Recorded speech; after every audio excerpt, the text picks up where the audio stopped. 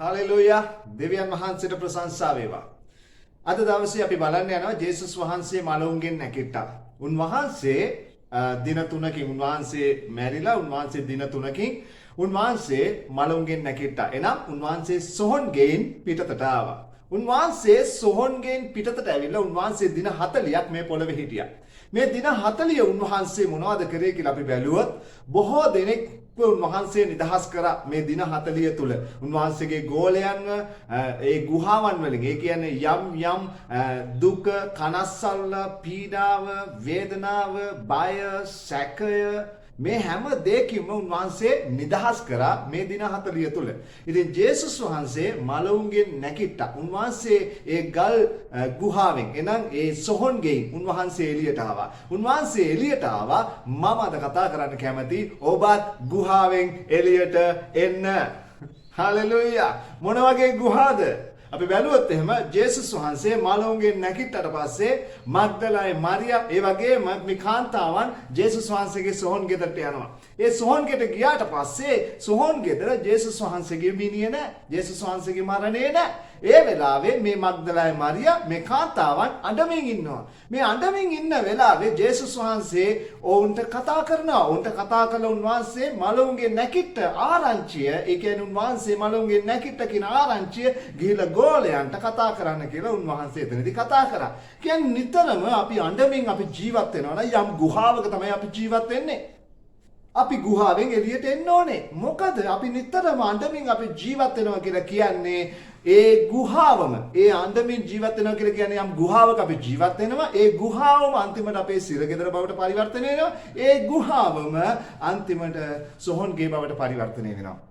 ඉතින් පළමුවෙනියට ජේසුස් වහන්සේ ඒ අඬමින් හිටියා වූ අයට උන්වහන්සේ ඒ ඔවුන්ගේ ඇඳීම උන්වහන්සේ නැවැත්තුවා. ඒ කියන්නේ උන්වහන්සේ ඇඳීමෙන් ඔවුන්ව නිදහස් කරා. එතකොට පළවෙනි ගුහාව එතකොට උන්වහන්සේ නිදහස් කළා වූ පළවෙනි ගුහාව නම් ඒ ඇඳීම නැමැති ගුහාවෙන් උන්වහන්සේගේ ගෝලයන්ව නිදහස් කරා. ඔබත් ජේසුස් වහන්සේ මලවුන්ගෙන් නැගිට උන්වහන්සේ සොහොන්ගෙන් එළියට ආවා වූ දෙවියන් වහන්සේ නිසා ඔබත් ඇඳීම නැමැති ගුහාවෙන් එළියට එන්න. ආමෙන්. දෙවැනි ගුහාව උන්වහන්සේ මිනිසයන්ව නිදහස් කරා. මොන වගේ ගුහාවන් වලින්ද නිදහස් කරේ? පළවෙනි ගුහාව තමයි ඒ ඇඳීම නැමැති ගුහාවෙන් උන්වහන්සේ ඒ ගෝලයන් උන්වහන්සේ නිදහස් කරා. ඒ කාන්තාවන් උන්වහන්සේ නිදහස් කරා. දෙවැනි ගුහාව නම් අපි බැලුවොත් බොරුව කියන ගුහාවෙන් ජේසුස් වහන්සේ මලවුන්ගෙන් නැගිට්ටට පස්සේ තවත් කණ්ඩායමක් කියාගෙන ගියා ජේසුස් වහන්සේ මලවුන්ගෙන් නැගිට්ටේ නැහැ. ජේසුස් වහන්සේගේ මරණය ගෝලයන් අරන් ගියා කියලා තවත් කණ්ඩායමක් බොරුවක් ප්‍රචාරය කරමින් හිටියා. ඒ වෙලාවේ ජේසුස් වහන්සේ කියනවා ගිහිල්ලා කියන්න ගෝලයන්ට මම මලවුන්ගෙන් නැගිට්ටා සොහොන්ගේ හිස් කියලා උන්වහන්සේ කියන්නේ කියනවා. එතකොට අපි යම් බොරුවක් තුල අපි ඉන්නවා නම් නිතර අපි බොරුවෙන් අපි ජීවත් වෙනවා නම් අපි යම් ගුහාවක ඉන්නේ. ඉතින් ඒ ගුහාවෙන් අපි එළියට එන්න ඕනේ. නැත්තම් මේ බොරුව කියන ගුහාවම අපගේ සිරගෙදර බවට පරිවර්තනය වෙනවා. ඒ විතරක් නෙමෙයි මේක අපේ සොහොන්ගේ බවට පරිවර්තනය වෙනවා. කොහොමද මේ හිරගේ බවට පරිවර්තනය වෙන්නේ සොහොන්ගේ බවට පරිවර්තනය වෙන්නේ කියලා අපි බැලුවොත් එහෙම යෝෂුව පොතේ 10 වෙනි පරිච්ඡේදයේ 16 වෙනි පදේ අපි බැලුවොත් රජවරු 5 දෙනෙක් යෝෂුව යුද්ධ කරන වෙලාවේ යෝෂුවට බය ගිහිල්ලා හැංගෙනවා. කොහෙද හැංගෙන්නේ? ගුහාවක. මේ බය නිසා ගිහලා ගුහාවකට හැංගුණාට පස්සේ ගුහාවක හැංගුණා කියලා කියන පණිවිඩය ඇවිල්ලා යෝෂුවට කියනවා. යෝෂුවට කියනකොට යෝෂුවා කියනවා ඒ ගුහාව වහන්න ගලක් හිර කරලා. එතකොට ඒ ගුහාවේ දොරට ගලක් හිර කරා. එතකොට ඒ කණ්ඩායම ඒ රජවරු 5 දෙනා ඒ ගුහාවට රිංගුවේ ඇයි? බය නිසා. ඒ බය නිසා රිංගුවා ගුහාවම ඔවුන්ගේ සිරගේ බවට පරිවර්තනය වුණා. ඊට පස්සේ යෝෂුවා මොකද කරන්නේ? යුද්ධය සම්පූර්ණම ඉවර කරලා ඒ අයව එළියට අරගෙන ඒ ගුහාවෙන් එළියට අරගෙන ඔවුන්ව මරලා නැවත ඒ ගුහාවට දානවා. ඔබ කල්පනා කරලා බලන්න ඔවුන් බය වෙලා ඒ රිංගුවා වූ ඒ ගියා වූ බයට හැංගිලා හිටියා වූ තැන ඒ ගුහාව ඔවුන්ගේ සිර කූඩුව බවට පරිවර්තනය වුණා.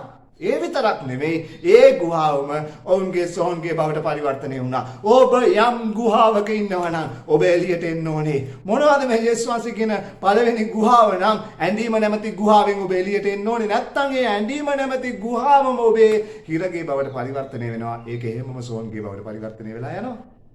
දෙවෙනි ගුහාව නම් බොරුව කියන ගුහාව. ඉතින් අපි බොරුව නෙමෙයි අපි සත්‍ය කතා කරන සෙනඟ. ආමෙන්. ඒකයි යොහන් පොතේ 8:32 ජේසුස් වහන්සේ කියනවා නුඹලා සත්‍ය දැනගන්න ඔහුය සත්‍ය නුඹලාව නිදහස් කරන්නේ. ඉතින් අපි සත්‍ය කතා කරන සෙනඟ. ආමෙන්.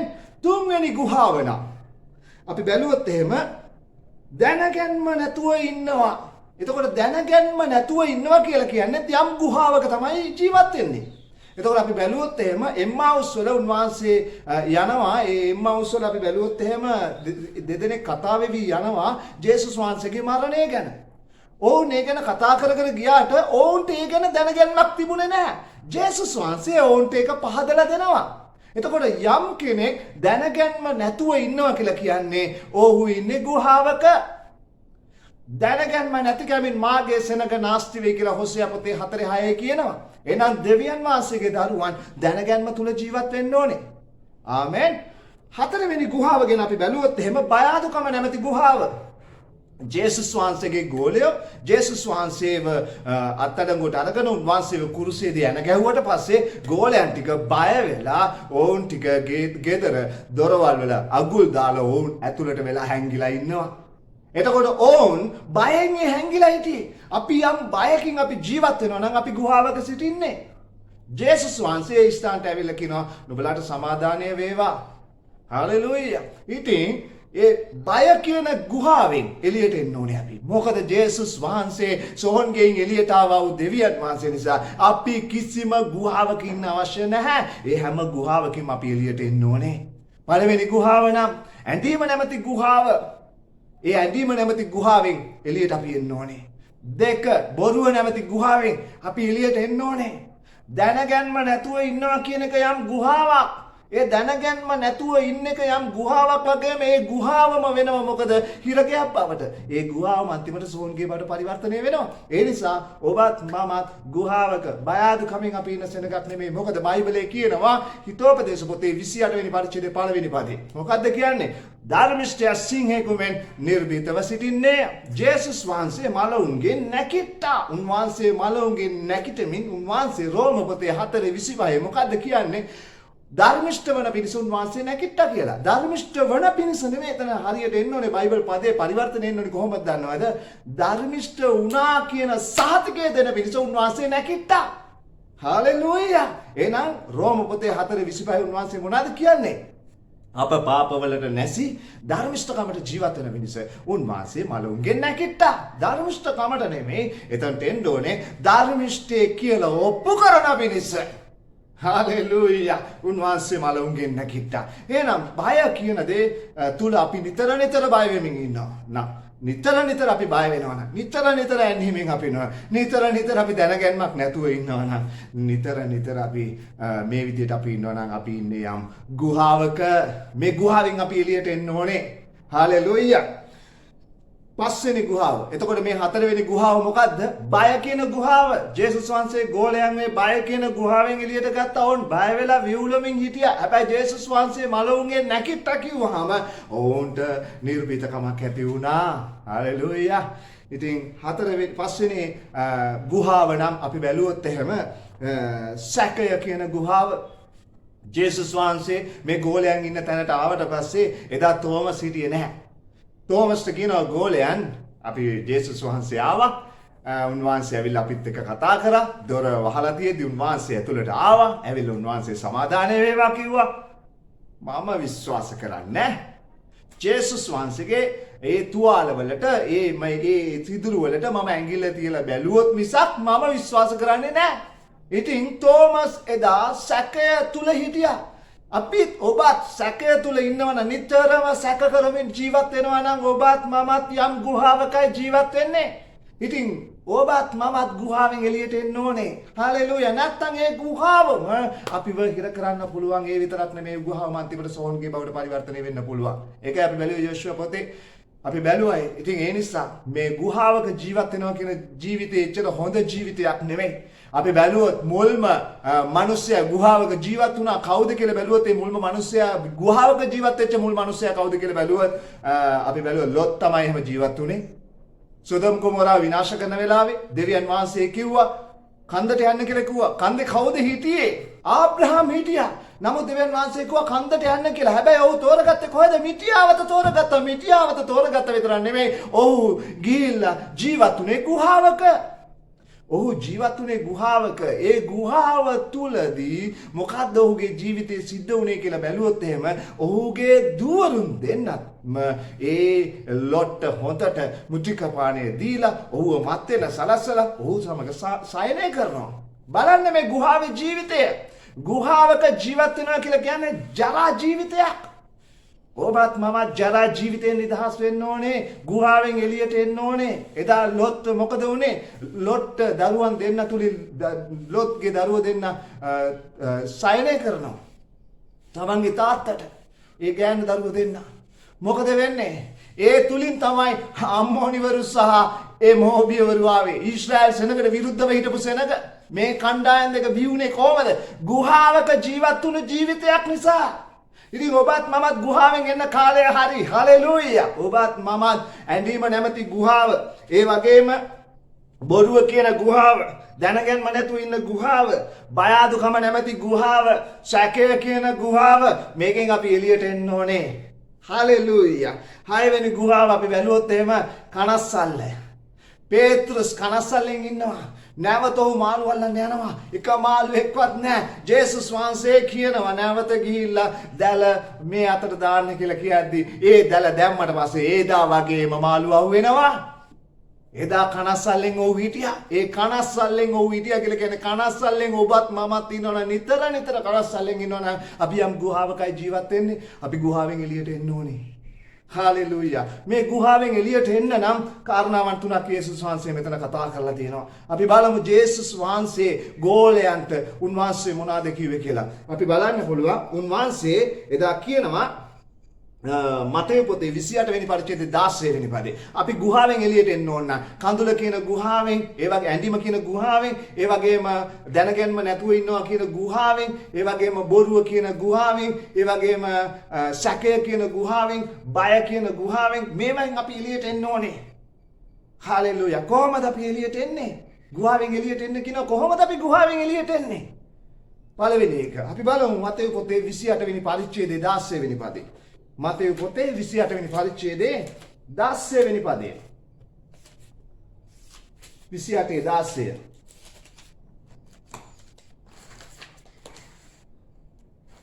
දෙනා යේසුස් වහන්සේ තමන්ට නියම කළ ගලිලේ කන්දට ගියසේක. යේසුස් වහන්සේ උන්ට කියනවා ගලිලේ කන්දට යන්න කියලා. මේ ඕවන් මේ කනස්සල්ලෙන් මේ ගුහාවෙන් හිටියා වූ, ගුහාව තුල හිරලා හිටියා වූ, මේ වේදනාව තුල හිටියා වූ, මේ කනස්සල්ල තුල හිටියා වූ, මේ සැකය තුල හිටියා වූ මේ සෙනඟට යේසුස් වහන්සේ කියනවා ගලිලයට යන්න. ඇයි මේ ගලිලයට යන්න කියලා කියන්නේ යේසුස් වහන්සේ? ගලිලේ තමයි උන්වහන්සේ හාස්කම් කරේ. හalleluya. ගලිලේ හෙඩ් ඔෆිස් එක වගේ, හෙඩ් ක්වාටර්ස් එක වගේ එකයි. ගලිලේ තමයි උන්වහන්සේ හාස්කම් කරේ. ඒ ගලිලේට යනකොට මොකද්ද උන්ට ඇති වෙන්නේ? මේ ගලිලේ මූදේ තමයි ජේසුස් වහන්සේ ඇවිද්දේ. ගලිලේ තමයි උන්වහන්සේ රොටි පහයි මාළු දෙකයි 5000කට කන්න දුන්නේ. ගලිලේ තමයි උන්වහන්සේ මැරිච්ච අයව නැකිටෙව්වේ. ගලිලේ තමයි උන්වහන්සේ හාස්කම් කරේ. මේවා උන්ට මතක් වෙනකොට ඕන් ඒ ගුහාවෙන් එළියට එන්න තියෙන අවස්ථාව තමයි ඒ ගලිලේට උන් යන විට. ඒ ගලිලේට උන් යන විට මොකද්ද වෙන්නේ? ඕන්ට ජේසුස් වහන්සේ කරපු දේවල් මතක් වෙනවා. අපි කොහොමද ගුහාවෙන් එළියට එන්නේ? අපි ගලිලේට යන්නද දැන්? ගලිලේට යන්න. මේක අපි අද කොහොමද ගන්නෙ?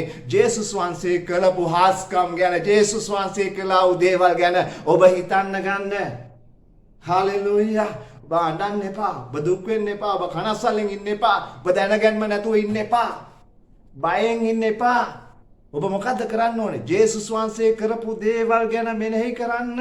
ඒවා හිතන්න. හalleluya. දෙවෙනි කාරණාව අපි බැලුවොත් එහෙම 19 වෙනි පදේ තියෙනවා.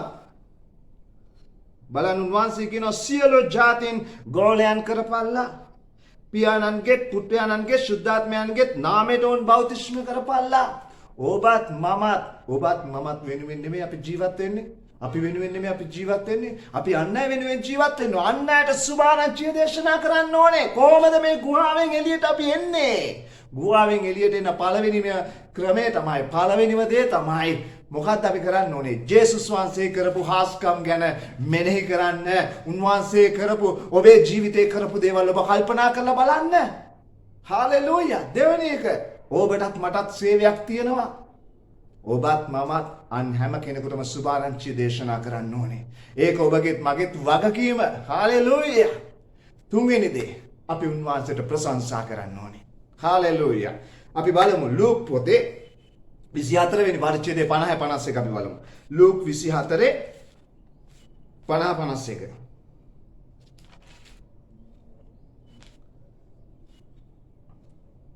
උන්වහන්සේ වුන් බෙතානිය දක්වා කැඳවාගෙන ගොස් තමන්ගේ අත් ඔසවා උන්ට ආශිර්වාද කළසේක. තවද උන්වහන්සේ උන්ට ආශිර්වාද කරද්දී ඔවුන් කෙරෙන් වෙන්ව ස්වර්ගයට ඔසවනු ලැබුසේක.